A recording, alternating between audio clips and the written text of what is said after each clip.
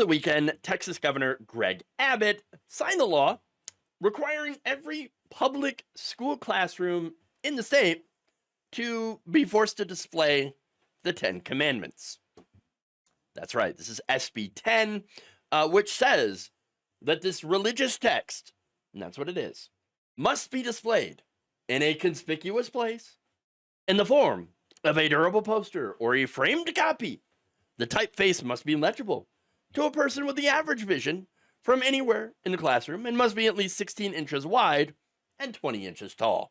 The focus of this bill, according to the co-sponsor, State Representative Kendi Noble, is to look at what is historically important to our nation, educationally and judicially. Wait, why is the Ten Commandments historically important and judicially important, educationally, all that to our country? It's not like it's not like the Ten Commandments was even written in the United States. And no, we do not base our laws off the Ten Commandments. Which, by the way, commandment number 1 is you should have no other God before me. Where's that in the Constitution? Nowhere. But the First Amendment of the Constitution, by the way, does say freedom of and from religion. So, there's that. Look, this is nothing more than Texas enforcing the Christian nationalist agenda. Okay? And of course, forcing kids to have to see this. Here's the thing, though. There is literally nothing preventing people, including children, from seeing the Ten Commandments outside of a school. I mean, all you have to do is go to a church. All right? You've heard of those, right? I mean, they exist apparently in Texas and in the South especially. They're everywhere. So the churches, I mean, that is a place where you can literally learn about your religion at nearly any time. Wow. Why then, if you have that, do you need to have your religion stuffed into your school? I'm just asking. Why do you need that? Oh, right. You don't. You don't. Now, during a hearing on the bill, of course, State Senator Nathan Johnson read a letter signed that by more than 160 Texas faith leaders who agreed that this is unnecessary. Not only is this unnecessary, but this actually hurts our religion. In fact, the letter said, "We believe this legislation is a misguided effort that undermines the faith and freedom that we cherish. Religious freedom involves respecting the rights of individuals, parents, and faith communities to make decisions about the teaching of sacred texts that inform our religious understandings and practices."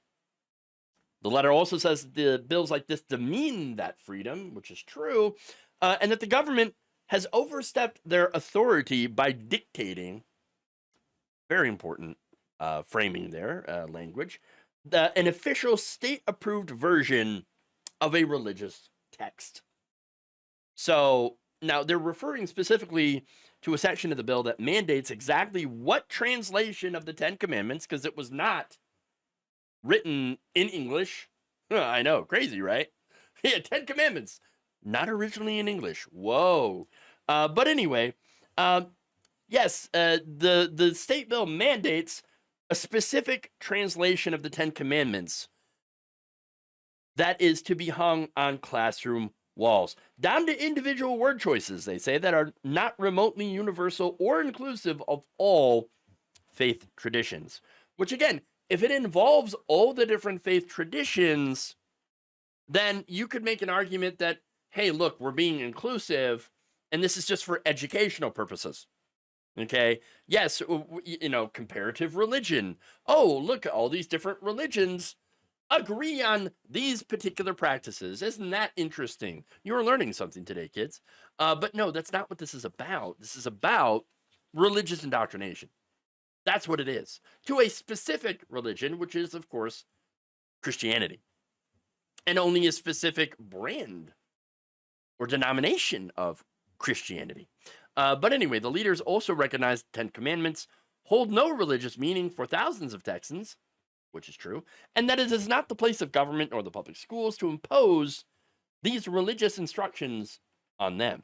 Again, if you want to, there's nothing stopping you from going into a church. Yes, it's all right there. It's in a church. Go there. And that's free to go to. Now, here's another thing that really is important to point out. What Texas is doing is violating court orders. Yes, courts have already ruled against this. For example, last year in Louisiana, of all places, U.S. District Judge John W. DeGravel said the law is, quote, this is the Louisiana law, unconstitutional on its face. It's the same kind of law, 10 commandments in classrooms, okay? He said that this law is, quote, coercive to students, and for all practical purposes, they cannot opt out of viewing the 10 commandments when they are displayed in every single classroom. Every day of the year, every year of their education.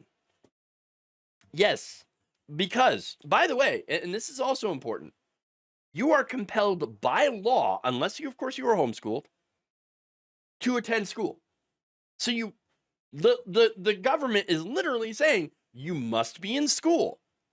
And then you've got these state governments saying, well, since you have to be in school, we're just going to shove this 10 commandments religious document in your face too. How is this not considered indoctrination? It absolutely is. That's the whole point. Okay. And by the way, they're doing this because so far you cannot compel or force people to go to church. I'm sure that the right would love to do that. But since they can't, they're trying to use the schools as the next best thing.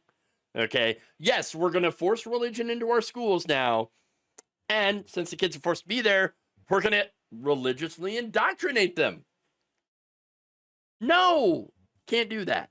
That law was so unconstitutional in Louisiana that even the ultra-conservative Fifth Circuit Court of Appeals was like, yeah, no, we can't. No, that's totally illegal.